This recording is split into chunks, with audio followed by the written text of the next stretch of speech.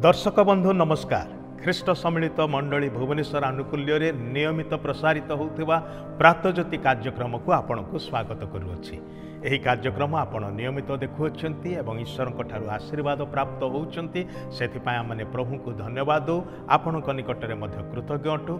यही कार्यक्रम को आपण बंधु मान निकट में शेयर करने भूलु ना जेपरिक से माने द्वारा आशीर्वाद प्राप्त हे। यही दिन मानक आम मैंने गोटे विशेष प्रसंग नहीं कि ध्यान करवा आहार शिरोनामा होची भरोसा सत्यता एवं जीवन आड़क यात्रा। मन रखु भरोसा सत्यता एवं जीवन आड़क यात्रा तार आम मैंने विभिन्न भाग में ध्यान करवा।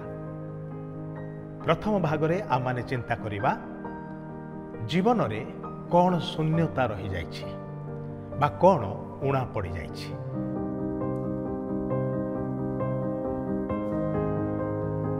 अनेक समय आम मानकर उणा कौन पड़ी ताहा आम को देखा जाए ना।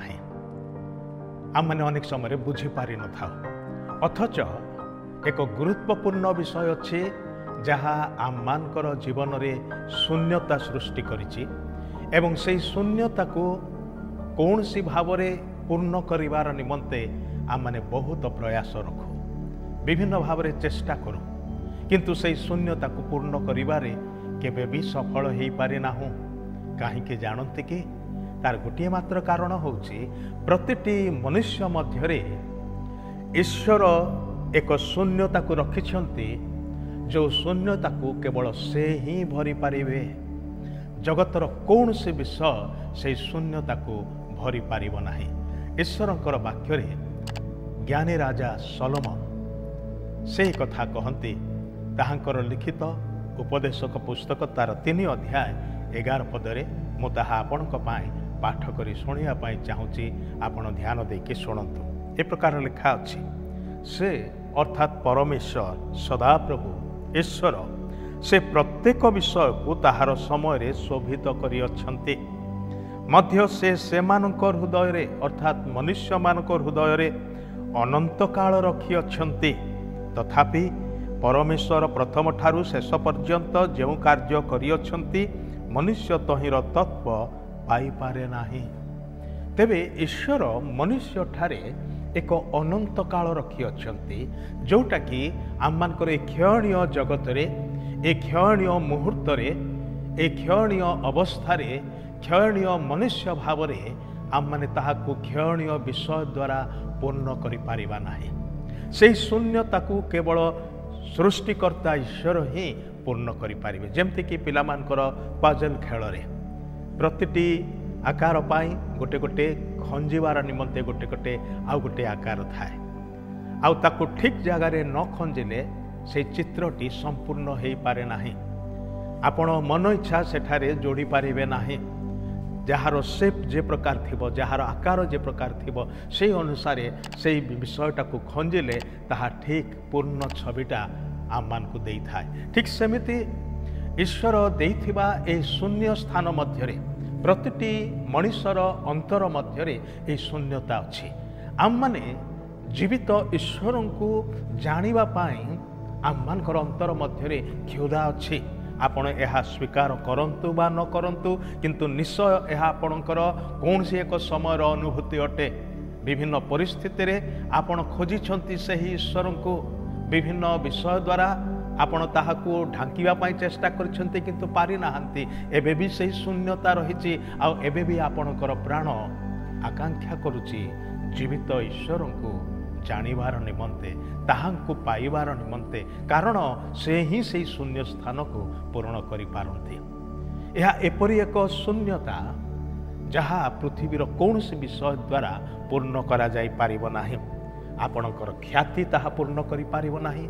आपणकर शिक्षा किंबा सभ्यता ताहा पूर्ण करि पारिबो नाही। आपणकर स्वास्थ्य ताहा पूर्ण करि पारिबो नाही एवं मनुष्य निर्मित धर्मकर्म मध्य ताहा पूर्ण करि पारिबो नाही। संपर्क ताहा पूर्ण करि पारे नाही। विशेष करी कि परस्पर मध्यरे बंधु माने हुअन्तु परिवार वर्ग हुअन्तु से माने मध्य ताहा पूर्ण करि पारंते नाही। केवल ईश्वर ताहा पूर्ण करि पारंती। एपरि एक शून्यता जहाँ ଅନ୍ୟ କୌଣସି ବିଷୟ ଦ୍ୱାରା ପୂର୍ଣ୍ଣ ହୋଇପାରେ ନାହିଁ। ଏବଂ କାହିଁକି ତାହା ସମ୍ପୂର୍ଣ୍ଣ ହୋଇପାରେ ନାହିଁ? ପୃଥିବୀର ସବୁ ଚମତ୍କାର ବିଷୟ ଦ୍ୱାରା, ଉଚ୍ଚ ଶିକ୍ଷା, ଟଙ୍କା ପଇସା, ସମ୍ପତ୍ତି ବାଡ଼ି, ଆତ୍ମୀୟ ସ୍ୱଜନ ମାନେ, ପରିବାରର ଲୋକମାନେ, ବିଭିନ୍ନ ବିଷୟ ଅଛି, ଖ୍ୟାତି ବି ଅଛି, ମାତ୍ର ସେ ସବୁ ତାହା ପୂର୍ଣ୍ଣ କରିପାରେ ନାହିଁ। ଜଣେ ବଡ଼ କମେଡ଼ିଆନ୍ ଥିଲେ, ତାଙ୍କର ନାଁ ଥିଲା ଜିମ୍। ସେ ଅନେକ ଲୋକଙ୍କୁ ହସଉଥିଲେ, ମନୋରଞ୍ଜନ କରୁଥିଲେ। ଆଉ ସେ କହୁ କହୁ ଗୋଟିଏ କଥା କହିଲେ, ଏ ପୃଥିବୀରେ ସବୁ ମଣିଷ ପୁରା ଧନଶାଳୀ ହେଇଯିବା ଦରକାର, ଖ୍ୟାତି ସମ୍ପନ୍ନ ହେଇଯିବା ଦରକାର, ତାର ଯାହା ଇଚ୍ଛା ତାହା ସେ ପାଇଯିବା ଦରକାର, ତେବେ ଯାଇକି ଗୋଟିଏ ଅବସ୍ଥାରେ ପହଞ୍ଚିବ ଯେ ଏସବୁ ଯଥେଷ୍ଟ ନୁହଁ। ଏସବୁ ପାଇକି ମଧ୍ୟ କିଛି ଗୋଟିଏ ଶୂନ୍ୟତା ଅଛି, ତାହା ସେ ହୃଦବୋଧ କରିପାରିବ। ପ୍ରଭୁ ଯୀଶୁ ଖ୍ରୀଷ୍ଟ ଗୋଟିଏ କଥା କହିଲେ, ମନୁଷ୍ୟ ସାରା ଜଗତକୁ ଲାଭ କରି ଯଦି ଆପଣାର ପ୍ରାଣ, ଯେଉଁ ପ୍ରାଣରେ ଈଶ୍ୱରୀୟ ବିଷୟଟା ରହିଛି ସେଇଟାକୁ ଯଦି ସେ ହରେଇ ଦିଏ, ତାହେଲେ ତାର କି ଲାଭ ହବ? ଭାଇ ଭଉଣୀମାନେ, ମୃତ୍ୟୁ ତ ଏକ ଅନିବାର୍ଯ୍ୟ ସତ୍ୟ, ତାକୁ ଆପଣ ଏଡ଼େଇ ପାରିବେ ନାହିଁ, କେହି ବି ଏଡ଼େଇ ପାରିନାହାନ୍ତି, କେହି ବି ଏଡ଼େଇ ପାରିବେ ନାହିଁ। ମାତ୍ର ଈଶ୍ୱରଙ୍କୁ ଏ ଜୀବନ କାଳରେ ଜାଣିବା ସବୁଠାରୁ ବଡ଼ ସତ୍ୟ ଅଟେ, ବାସ୍ତବିକ ଆବଶ୍ୟକତା ଅଟେ। ତାହା ଆପଣଙ୍କ ଜୀବନରେ, ମୋ ଜୀବନରେ, ଆମ ସମସ୍ତଙ୍କ ଜୀବନରେ ନିତାନ୍ତ ଜରୁରୀ ଅଟେ। ଈଶ୍ୱର ଆମମାନଙ୍କ ଠାରେ ଜରୁରୀ ଅଟନ୍ତି। ତାଙ୍କ ବିନା ଜୀବନ ଶୂନ୍ୟ ଅଟେ, ତାଙ୍କ ବିନା ଜୀବନ ବୃଥା ଅଟେ। ସେଥିପାଇଁ ପ୍ରଭୁ ଯୀଶୁ କହିଲେ, ହେ ପାପରେ ଭାରାକ୍ରାନ୍ତ ଲୋକମାନେ, ଆତ୍ମାରେ ଶାନ୍ତି ନାହିଁ, ସ୍ଥିରତା ନାହିଁ, ଭରସା ନାହିଁ, ସେ ପ୍ରକାର ଲୋକମାନେ ମୋ ନିକଟକୁ ଆସ, ମୁଁ ତୁମମାନଙ୍କୁ ବିଶ୍ରାମ ଦେବି। ପ୍ରଭୁ ଯୀଶୁ ହିଁ ଆମମାନଙ୍କୁ ଆତ୍ମାରେ ସେଇ ବିଶ୍ରାମ ଦିଅନ୍ତି, ସେଇ ପରିତୃପ୍ତି ଦିଅନ୍ତି, ସେଇ ସନ୍ତୁଷ୍ଟତା ଦିଅନ୍ତି, ସେଇ ସମ୍ପୂର୍ଣ୍ଣତା ଦିଅନ୍ତି। ସେଥିପାଇଁ ତାହାଙ୍କଠାରେ ବିଶ୍ୱାସ କରିବା ଜରୁରୀ ଅଟେ। ଆଜି ଆମମାନେ ସେଇ ପ୍ରଭୁ ଯୀଶୁଙ୍କ ନିକଟକୁ ଆସିବା କି, ନିଜକୁ ତାହାଙ୍କ ହାତରେ ସମର୍ପଣ କରିବା କି, ଏବଂ କହିବା କି, ହେ ପ୍ରଭୁ, ମୋଠାରେ ଏକ ଶୂନ୍ୟତା ଅଛି, ଏ ପୃଥିବୀର ବିଷୟ ସବୁ ତାହା ପୂର୍ଣ୍ଣ କରିପାରୁନାହିଁ, ତୁମେ ତାହା ପୂର୍ଣ୍ଣ କର। ଯେତେବେଳେ ଆମମାନେ ନିଜକୁ ତାହାଙ୍କ ହାତରେ ଦେଇଦେବା, ସେ ଆମମାନଙ୍କର ଅନ୍ତର ଭିତରକୁ ଆସିବେ, ବାସ କରିବେ। କାରଣ ଆପଣ ଏବଂ ମୁଁ, ଆମମାନଙ୍କର এই ସୁନ୍ଦର ଶରୀର ତାହାଙ୍କର ମନ୍ଦିର ଅଟେ। ଏହି ମନ୍ଦିରରେ ସେ ବାସ କରନ୍ତି। ସେ ଆପଣଙ୍କ ଠାରେ ବାସ କଲେ ସେ ଶୂନ୍ୟତା ପୂର୍ଣ୍ଣ ହେବ ଏବଂ ଆପଣ ଅନନ୍ତ ଜୀବନର ଅଧିକାରୀ ହେବାକୁ ପାରିବେ।